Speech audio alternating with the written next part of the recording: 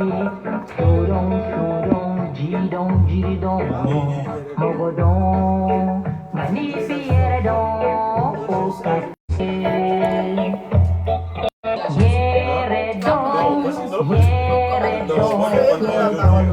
a envie de parler. Non, moi je parle. Moi je parle pas aujourd'hui. Mais lui, mais se cache quand on veut le filmer là. L'ambiance est bonne ici.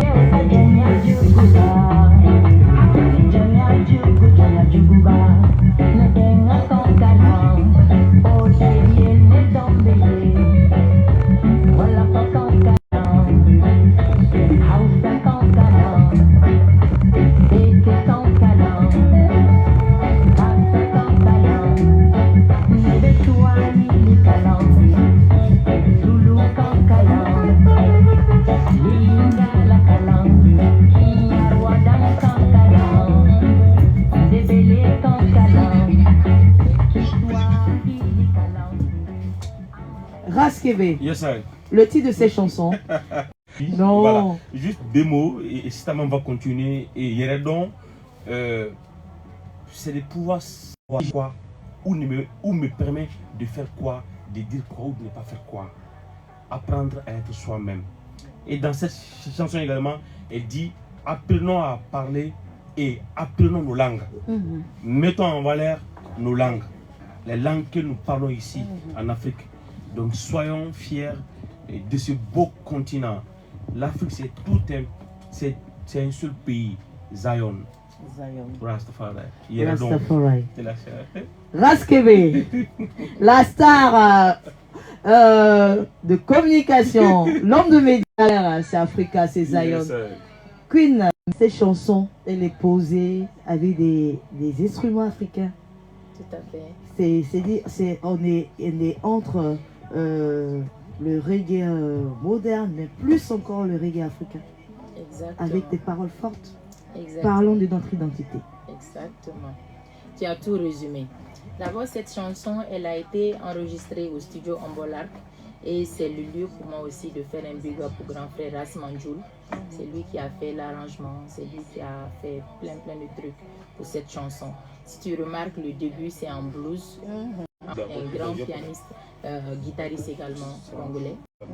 Tu sens une sorte de mélancolie dedans, donc qui exprime un peu cette envie, ce message que je voulais faire passer, ce message d'être soi, le Yeredon. Donc Sodon, tu vas connaître le Sodon, le cheval, connaître que tu connaisses le cheval, ou savoir monter à l'arbre, ou savoir n'importe quelle autre connaissance que tu puisses avoir dans la vie, c'est bien, mais il faut que tu saches qui tu es, d'où tu viens. Et c'est à partir de là que tout va découler. Ensuite, on change tout de suite, tu vois, on va dans le traditionnel, et c'est là on va commencer à citer un peu les langues africaines, à s'approprier vraiment de nos langues maternelles qui vont vraiment nous pousser au vrai développement, parce qu'en réalité on ne peut pas se développer uniquement qu'avec les langues étrangères. C'est vrai que le français aujourd'hui c'est une langue de communication entre ma soeur et moi, si c'est pas, tu vois, c'est tellement dommage que pour que nous Africaines pour qu'on puisse se comprendre, il faut qu'on utilise une langue européenne. Ces maternelles existent et elles sont tellement fortes, elles sont tellement bien mûries, bien réfléchies. Nous-mêmes, le Bambara, on parle, mais on ne comprend pas. Même hier soir, on est allé voir un tonton malien, il nous a expliqué le sens. On ne connaissait pas. Et quand il a détaillé, mais on était tous stupéfaits de la méconnaissance que nous-mêmes, on a de notre propre culture. C'est ce qui est dommage. Il est temps pour nous de nous lever et de nous battre réellement pour cette Afrique-là. Cette Afrique. Levons ta main. En 2 phrases, qu'est-ce que vous pouvez dire concernant le Mali Festi Reggae? Vous êtes initiatrice et promotrice de ce grand festival qui a sa 17e édition, comme je le disais à l'entame de cette émission. 17 années. Vraiment, le bébé a fort. grandi. Oui, 17 ans. Hein. Le bébé a grandi. En 2 phrases, là, ça va être très très compliqué, ma queen. Il va compléter. Suite à la célébration du 60e anniversaire de la naissance de Robert Nesta Marley en Éthiopie. Donc c'est à partir de cette date-là que nous aussi au Mali, on a décidé de mettre en place un festival pour rendre hommage au roi du reggae, mais aussi pour nous un espace, que ça serve pour nous un espace d'échange politique et culturel. On organise des conférences, débats sur le Mali en particulier, mais sur le continent en général. Et des concerts sont organisés, des expositions d'objets d'art, tu vois, tout ce qui est Rasta, quoi. Donc, comme tu l'as dit, c'est un peu ça, le Mali Festi Reggae. C'est difficile d'en parler en 2 phrases. J'essaie de les trucs se talonnent un peu dans ma tête, mais bon, voilà, en gros. C'est court. C'est court, Raskébé. En gros. Alors, en gros, Mali Festi Reggae, comme Sidamam l'a bien dit, c'est pour rendre hommage à Bob Marley. Le 10 février, comme on le dit aussi, le Rasta ne fête pas la mort, mais on fête la naissance. Parce que pour nous, les grands hommes ne meurent pas. Et comme Dieu me le dit, la seconde mort est réservée aux pécheurs. Et pour nous, Bob n'était pas un pécheur. Donc nous célébrons Marley chaque 6 février à Montréal. Nous sommes à notre 17e édition. You know? Donc généralement, c'est pour 3 à 4 jours. 4 jours d'activité pleine. Et aussi souvent, on fait les tours des communes de Bamako. Les tours de communes de Bamako avec des différents thèmes. Juste les questions. On prend tous les sujets au centre d'intérêt juste pour Mali Festi Reggae. C'est dur, ce n'est pas facile, surtout le reggae.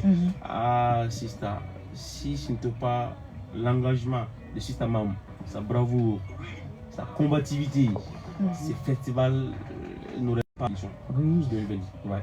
Donc quand même, nous sommes contents et fiers de ce qu'elle fait, surtout, de ce qu'elle fait. Et si ça décide aujourd'hui de croiser les bras, ça va être très difficile. Non, et aussi, ça va être très difficile. C'est une queen. Parce que en toi, c'est un lieu de rencontre. Vous savez, dans l'état été au Mali, c'est-à-dire nous recevons les frères de partout en Afrique. Oui. Et même d'ailleurs, je suis témoin. Exactement. Est-ce que vous voyez un peu? Donc, c'est ce festival-là qui crée.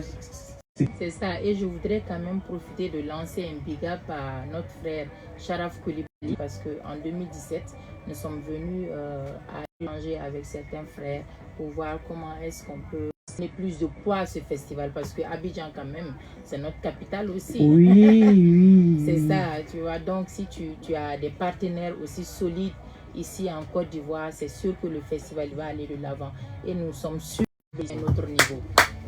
Parce que les trois artistes, c'est ça, les 3 artistes que la Queen Joanna nous a envoyés, à savoir Jalight, Raska et le public Bamako, il était top. Les gens ont tellement regretté. C'est après le festival qu'on a eu le retour.